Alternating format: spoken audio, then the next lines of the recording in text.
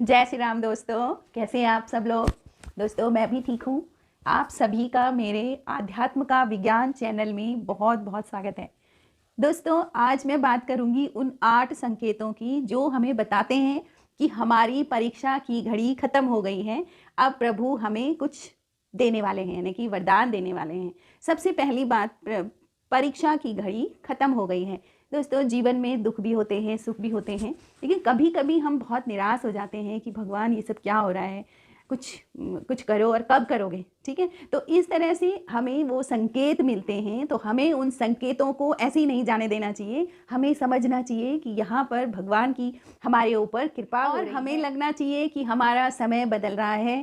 तो कई बार हम उस चीज़ को अपनी उपलब्धि मान लेते हैं और बहुत ज़्यादा गर्वान्वित महसूस करते हैं। गर्वान्वित छोड़ो, अहंकार हो जाता है कि मैंने ये करा, तब मेरे साथ ये हो रहा था, फिर मैंने ये करा। तो दोस्तों भगवान का प्रिय भोजन क्या है मालूम है? जो आप उनको भोग लगाते हैं वो सब तो हमारा भाव है, लेकिन भगवान कहते हैं कि मुझे सबसे ज़्यादा प्रिय है तो तुम अपना अहंकार दे दो। यानी कि तुम कुछ नहीं हो, कुछ नहीं, बस तुम्हारे हाथ में कर्म है और कर्म को ईमानदारी से करते रहो, लेकिन फल मेरे हाथ में है, यानी कि भगवान देते हैं हमें। तो वो संकेत कौन से हैं कि आपकी परीक्षा की घड़ी खत्म हो गई है और अब आपके अच्छे दिन आने वाले हैं। तो दोस्तों इसमें देखिए सबसे पहला संकेत कौन सा होता है कि धन का आगमन होता है। कई सारे स्रोत से आपका धन आने लगेगा, यानी कि आपके बच्चों की नौकरी लग जाएगी, वहाँ से पैसा आएगा। आपके अगर आप व्यापारी हैं तो आपके व्यापार में मुनाफा होगा। अगर आप किसान हैं तो आपके खेत में फसल अच्छी होगी। आपके पशु स्वस्थ होंगे और आपके घर में सभी लोग स्वस्थ होंगे। और इस तरह से धन में बरकत आएगी और धन आएगा और विभिन्न स्रोतों से आएगा। तो वहाँ पर हमें समझ लेना चाहिए कि अब हमारा समय बदलने वाला है, क्योंकि समय हमेशा एक सा तो किसी का भी नहीं रहा है। कभी अच्छा है तो कभी बुरा है, एक समय तो किसी का नहीं रहता, घड़ी घड़ी में कुछ का कुछ हो जाता है। तो उस संकेत को आप अपनी उपलब्धि न माने, आप ये समझें कि अब प्रभु हमें कुछ अच्छा देने वाले हैं। ठीक है, सबसे पहला संकेत धन का आगमन।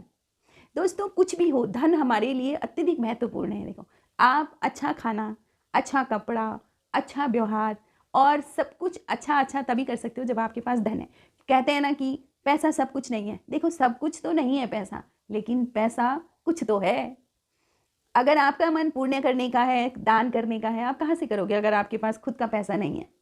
तो इसलिए धन का आगमन पहला संकेत है कि आपका समय बदलने वाला है। तो आपको अगर कहीं मुनाफा होता है, व्यापार में होता है, तो वहाँ पर आप ये ना बोलें कि देखो मैंने ये करा था तब ये हुआ था। नतमस्तक रहें, उसके आगे फ्लैट रहें कि जो करा है प्रभु आपने किया है।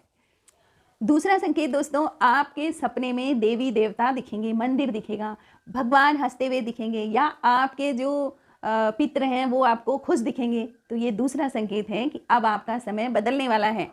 पितृ देवता सपने में दिख जाते हैं और वो खुश दिखते हैं कि हाँ मैं खुश हूँ, या फिर वो कुछ कर रहे हैं जिसमें वो खुश हैं। तो इस तरह से अगर आपको दिखे तो आप समझ लीजिए कि आपका समय बदलने वाला है।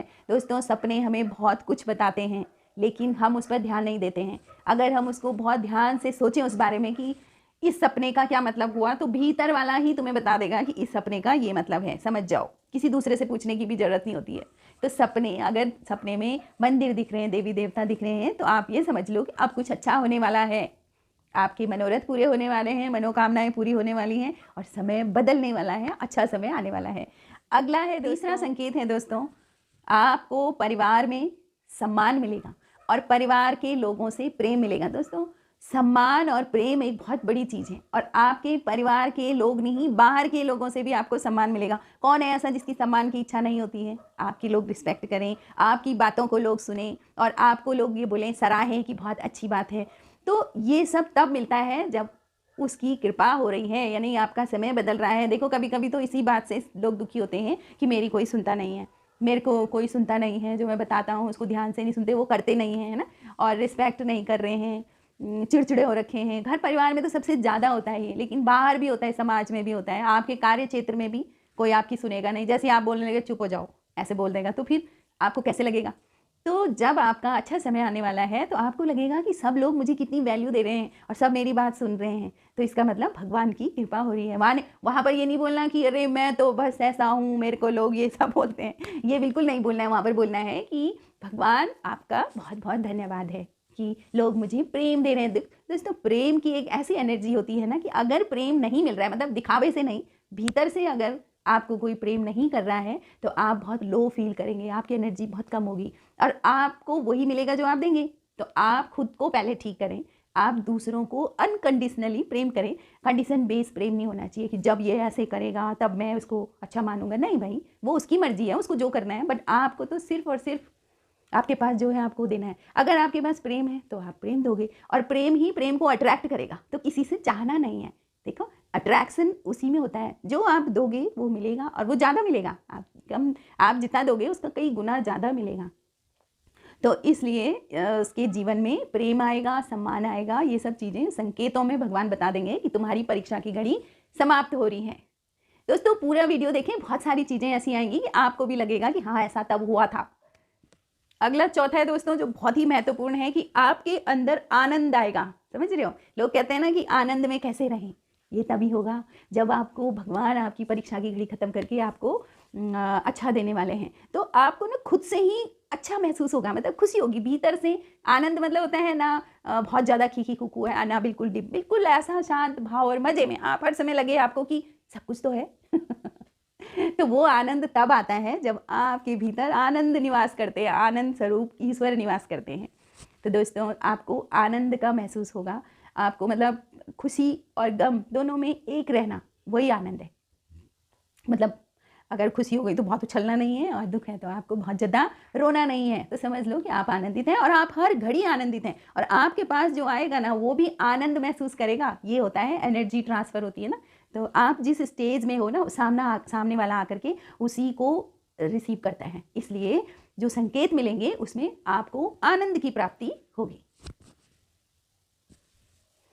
छठा है दोस्तों, आपको हर तरफ से बहुत अच्छी खबर मिलेगी। मतलब कुछ अच्छा हो रहा है, जैसे जिन चीज़ों की आपको बहुत आवश्यकता है, जैसे आपके बच्चे की शादी हो रही है, आपके शादी रिश्ता तय हो गया उसकी खबर मिलेगी, नौकरी लग रही है, आपके आसपास जो भी आपके संबंधी हैं उन लोगों की भी बहुत अच्छी खबरें मिलेंगी। तो समझ लीजिए कि भगवान आपके ऊपर खुश हो रहे हैं। लेकिन दोस्तों एक चीज़ और है, ये मानव मन है, कई बार क्या होता है शुरुआत भगवान दूसरे से करते हैं ना, तो आपको दूसरों के घर की अच्छी खबर मिलेगी, दूसरों की सक्सेस मिलेगी और उसकी खबर आपको मिलेगी तो आपको लगेगा ओए उसका क्यों हुआ, मेरा क्यों नहीं हुआ। तो ये सबसे गलत बात है, यानी आप अपने पास आने वाली चीज़ को भी आप भेज रहे हो इधर उधर। तो इसलिए दूसरों की सफलता में भी खुश होना है, तभी जाके आपकी भी सफलता होगी, आपको भी मिलेगी। मतलब सीधी सी बात है, आप क्या अट्रैक्ट कर रहे हो, आप सफलता को अट्रैक्ट कर रहे हो या असफलता को अट्रैक्ट कर रहे हो। तो जब आपके ऊपर कृपा होगी, भगवान आपकी परीक्षा की घड़ी पूरी होगी तो आपको सब तरफ से बहुत अच्छी खबर मिलेगी और खुशी महसूस होगी। अगला है दोस्तों, अगला संकेत है कि आपको सारे सहयोगी मिलेंगे। मतलब होता है ना कभी कभी लोग टांग खिंचाई वाले मिल जाते हैं, आप कोई काम करना चाह रहे हो, लोग अरे क्या होगा इससे, क्यों कर रही है ना।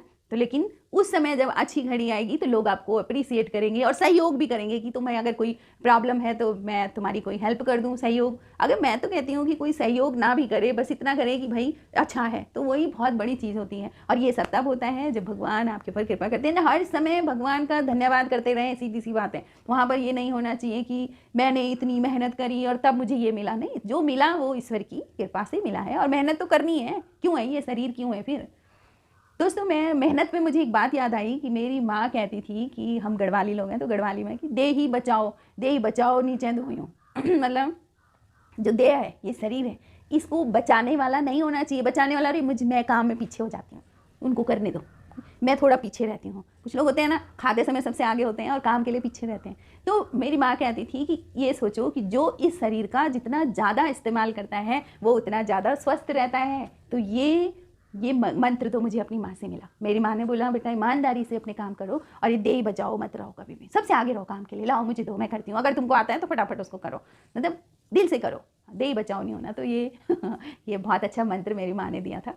तो दोस्तों यही होता है कि सहयोग करें और आपको सहयोग मिलेगा। तो ये सब तब मिलता है जब आपका समय बदल रहा हो। अगर समय खराब है ना तो जो तो आप काम कर रहे होंगे ना तो लोग आपके टांग खींचेंगे, बहुत कुछ बोलेंगे, उल्टा सीधा बोलेंगे। अब आप फिर और दुखी रहोगे कि ऐसा क्यों हो रहा है, ऐसे क्यों हो रहा है। अच्छा समय आएगा तो लोग आपको सपोर्ट करेंगे।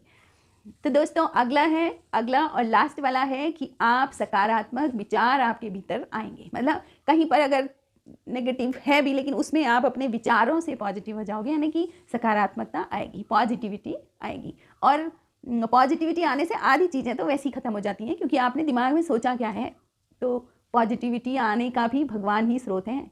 दोस्तों नेगेटिविटी जब आती है ना तो कहाँ से आती है मालूम है आपको? ये आग्नेय चक्र से अंदर घुसती है और सीधे जाती है पीनियल ग्लैंड, और पीनियल ग्लैंड से कनेक्शन होता है उसका बैकबोन, यानी कि जो तुम्हारी रीढ़ की हड्डी है। सबसे ज़्यादा और सबसे पहला प्रभाव पड़ेगा, तुम्हारा बैक पेन शुरू हो जाएगा। आजकल देखो ज़्यादातर लोग बैक पेन, मेरी कमर में दर्द है, मेरी पीठ में दर्द है, समझ लो कि आपके पास नेगेटिव एनर्जी आ रही है। आप सब तैयार, एकदम अलर्ट हो जाओ और क्या पॉजिटिविटी के लिए काम करो। क्या करो? नाम जप करो, भगवान का ध्यान करो, तो इस तरह से आपकी नेगेटिविटी खत्म हो जाएगी। तो ये वो 8 संकेत थे जो हमें मिलते हैं कि आपका समय बदलने वाला है और अब अच्छे दिन आने वाले हैं। तो दोस्तों आपको वीडियो कैसे लगा? Thank you for watching.